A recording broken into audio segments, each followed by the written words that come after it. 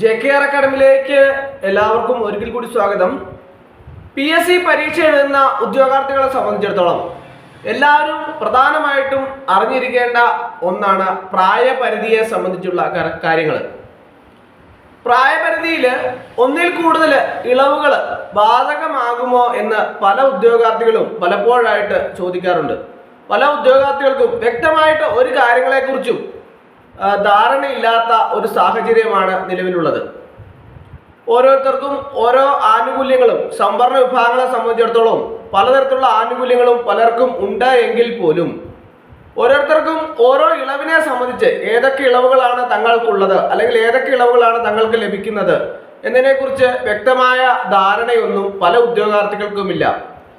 അതിന്റെ ഫലമായിട്ട് പല ഉദ്യോഗാർത്ഥികൾക്കും ലഭിക്കേണ്ട സംവരണങ്ങളെ സംബന്ധിച്ചോ ആനുകൂല്യങ്ങളെ സംബന്ധിച്ചോ വ്യക്തമായ ധാരണ ഇല്ലാത്തതിന്റെ അടിസ്ഥാനത്തിൽ അത് നഷ്ടമാകുന്ന ഒരു സ്ഥിതിവിശേഷമാണ് നിലവിൽ കാണുന്നത്. അപ്പോൾ നമുക്ക് അതിനെക്കുറിച്ച് പ്രായപരിധി ഒന്നിൽ കൂടുതൽ ഇളവുകളൊക്കെ ബാധകമാകുമോ ഇങ്ങനെയുള്ള ഒത്തിരി കാര്യങ്ങളെക്കുറിച്ച് നമ്മൾക്ക് അറിയേണ്ടതായിട്ടുണ്ട്. അങ്ങനെയുള്ള കാര്യങ്ങളെക്കുറിച്ച് നമുക്ക് ഇന്നത്തെ ക്ലാസ്സിൽ നമുക്ക് ചർച്ച ചെയ്യാം.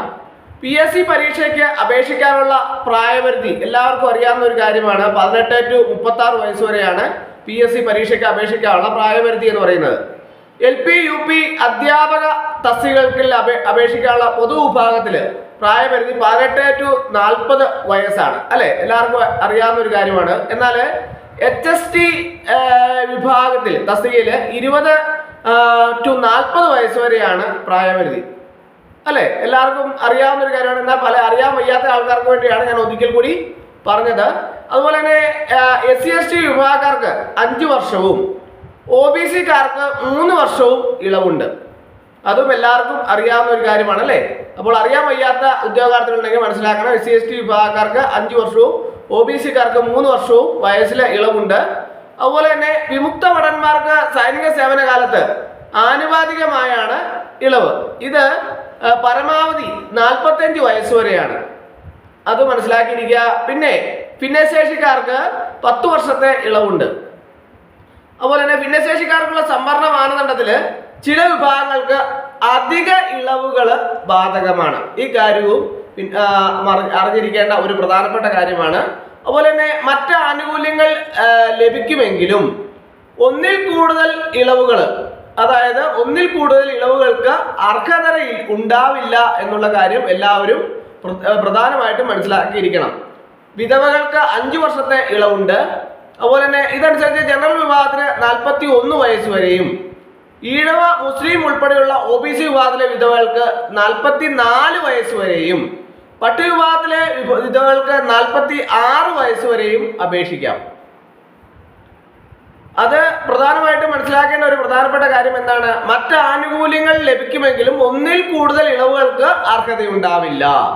അത് പ്രത്യേകമായിട്ട് എല്ലാ ഉദ്യോഗാർത്ഥികളും മനസ്സിലാക്കിയിരിക്കണം. ഇനി നമ്മൾ പ്രധാനമായിട്ടും അറിഞ്ഞിരിക്കേണ്ട മറ്റൊരു പ്രധാനപ്പെട്ട കാര്യമാണ്, വിജ്ഞാപനം പ്രസിദ്ധീകരിക്കുന്ന വർഷത്തെ ജനുവരി 1 എന്ന തീയതി അടിസ്ഥാനമാക്കിയാണ് പ്രായപരിധി നിർണ്ണയിക്കുന്നത്. അത് പല ഉദ്യോഗാർത്ഥികൾക്കും അറിയാൻ വയ്യാത്ത ഒരു കാര്യമാണ്. അപ്പോൾ വിജ്ഞാപനം പ്രസിദ്ധീകരിക്കുന്ന എപ്പോഴും വേണമെങ്കിലും ആയിക്കോട്ടെ, ഇപ്പോൾ 2026 എന്ന പുതുവർഷത്തെ അനുസരിച്ച് ഇപ്പോൾ 2026 കണക്കാക്കിക്കോ. ഇപ്പോൾ വിജ്ഞാപനം പ്രസിദ്ധീകരിക്കുന്ന വർഷത്തെ 2026 വർഷത്തെ ജനുവരി 1 എന്ന തീയതി അടിസ്ഥാനമാക്കിയാണ് പ്രായപരിധി നിർണ്ണയിക്കുന്നത്. അതായത് 2026 അപേക്ഷ ക്ഷണിക്കുന്ന തസ്തികൾക്കെല്ലാം 2026 ജനുവരി 1 അടിസ്ഥാനത്തിലാണ് പ്രായപരിധി കണക്കാക്കുക. അതും പല ഉദ്യോഗാർത്ഥികൾക്കും അറിയാൻ വയ്യാത്ത ഒരു കാര്യമാണ്. അപ്പോൾ ഈ പ്രായപരിധിയെ സംബന്ധിച്ച് ഒത്തിരി കാര്യങ്ങളെക്കുറിച്ച് വ്യക്തമായിട്ട് ധാരണയില്ലാത്ത പല ഉദ്യോഗാർത്ഥികളുണ്ട്. അപ്പോൾ ആ കാര്യങ്ങളെക്കുറിച്ച് എല്ലാം തന്നെ വ്യക്തമായിട്ട് എല്ലാ ഉദ്യോഗാർത്ഥികളും പ്രധാനമായിട്ടും മനസ്സിലാക്കിയിരിക്കേണ്ട ഒന്നാണ്. കാരണം ഉദ്യോഗാർത്ഥികളെ സംബന്ധിച്ചിടത്തോളം ഓരോ ഉദ്യോഗാർത്ഥികൾക്കും ലഭിക്കേണ്ട ആനുകൂല്യങ്ങളെ കുറിച്ചോ സംവരണങ്ങളെ കുറിച്ചോ വ്യക്തമായ ധാരണ പല ഉദ്യോഗാർത്ഥികൾക്കും ഇല്ലാത്ത ഒരു സാഹചര്യമാണ് നിലവിലുള്ളത്. അപ്പോൾ അതുകൊണ്ട് തന്നെ പല ആനുകൂല്യങ്ങൾ, അതായത് ഒന്നിൽ കൂടുതൽ ഇളവുകൾക്ക് അർഹത ഉണ്ടാവില്ല എന്നുള്ള കാര്യങ്ങൾ കൂടി ഉദ്യോഗാർത്ഥികളെല്ലാം തന്നെ മനസ്സിലാക്കിയിരിക്കണം. അപ്പോൾ നിങ്ങൾക്കുള്ള ആനുകൂല്യങ്ങൾ എന്താണോ എന്ന് കൃത്യമായിട്ട് നിങ്ങൾ വ്യക്തമായിട്ടും മനസ്സിലാക്കിയിരിക്കണം. അത് നിങ്ങളുടെ പ്രൊഫൈലിൽ കൃത്യമായിട്ട് അത് കൊടുക്കുന്നതിന് വേണ്ടിയിട്ട് പ്രത്യേകം ശ്രദ്ധിക്കണം. പിന്നീട് അപേക്ഷ സമർപ്പിച്ചതിന് ശേഷം ഞങ്ങൾക്ക് ഇന്ന ആനുകൂല്യങ്ങൾ ഉണ്ടായിരുന്നു, അല്ലെങ്കിൽ ഞങ്ങൾക്ക് ഇന്ന ആനുകൂല്യങ്ങൾ ഉണ്ടായിരുന്നു, അത് കൊടുക്കാൻ പറ്റിയില്ല എന്ന് പറഞ്ഞിട്ട് യാതൊരു കാര്യവുമില്ല. PSCയെ സംബന്ധിച്ചിടത്തോളം നമ്മൾ പ്രൊഫൈൽ കൊടുക്കുന്ന ആനുകൂല്യങ്ങൾ അനുസരിച്ചാണ് അവർ ലിസ്റ്റ് തയ്യാറാക്കുമ്പോൾ പരിഗണിക്കുന്നത്. അപ്പോൾ ഓരോ വിഭാഗങ്ങളും അവർക്കുള്ള ആനുകൂല്യങ്ങളെ സംബന്ധിച്ച് വ്യക്തമായ ധാരണ ഉണ്ടായിരിക്കണം. അവർ തങ്ങളുടെ പ്രൊഫൈലിൽ അത് കൃത്യമായിട്ട് ആഡ് ചെയ്യുകയും വേണം. അല്ലാത്ത പക്ഷം അത് PSC അത് ആനുകൂല്യങ്ങളില്ലാതെ സാധാരണ രീതിയിൽ അത് വാല്യുവേഷൻ നടത്തി മാർക്കിന്റെ അടിസ്ഥാനത്തിൽ നമ്മളെ വിലയിരുത്തും. അപ്പോൾ ആ വിലയിരുത്തലിന്റെ അടിസ്ഥാനത്തിൽ ചിലപ്പോൾ നമ്മൾ പുറത്തു പോകാം, അല്ലെങ്കിൽ അകത്ത് വരാം. അത് നമ്മുടെ ഭാഗ്യം പോലിരിക്കും. എന്നാൽ കൃത്യമായിട്ട് നമുക്ക് കിട്ടാനുള്ള ആനുകൂല്യങ്ങളെ കുറിച്ചോ സംവരണങ്ങളെ കുറിച്ചോ കൃത്യമായിട്ട് നമ്മുടെ പ്രൊഫൈൽ ആഡ് ചെയ്താൽ മാത്രമേ അതനുസരിച്ചുള്ള കാര്യങ്ങളെല്ലാം തന്നെ നമുക്ക് ലഭ്യമാകുകയുള്ളൂ. അത് ഓരോ ഉദ്യോഗാർത്ഥികളും പ്രത്യേകമായിട്ട് ശ്രദ്ധിക്കേണ്ടതാണ്. അപ്പോൾ ഇന്നത്തെ ക്ലാസ് വളരെ പ്രധാനപ്പെട്ട ഒരു ക്ലാസ്സാണ്. എല്ലാവരും കൃത്യമായിട്ട് ഇത് മനസ്സിലാക്കിയിരിക്കണം. അപ്പോൾ കൃത്യമായിട്ട് നമ്മുടെ ക്ലാസ്സുകൾ, ഇങ്ങനെയുള്ള ക്ലാസ്സുകളൊക്കെ തന്നെ എല്ലാ ക്ലാസ്സുകളും നമ്മൾ എല്ലാവരിലേക്കും ഷെയർ എത്തിച്ചു കൊടുക്കാൻ വേണ്ടി പ്രത്യേകം ശ്രദ്ധിക്കണം. അപ്പോൾ എല്ലാവർക്കും ഒരിക്കൽ കൂടി നന്ദി പറഞ്ഞു നിർത്തട്ടെ. നന്ദി, നമസ്കാരം.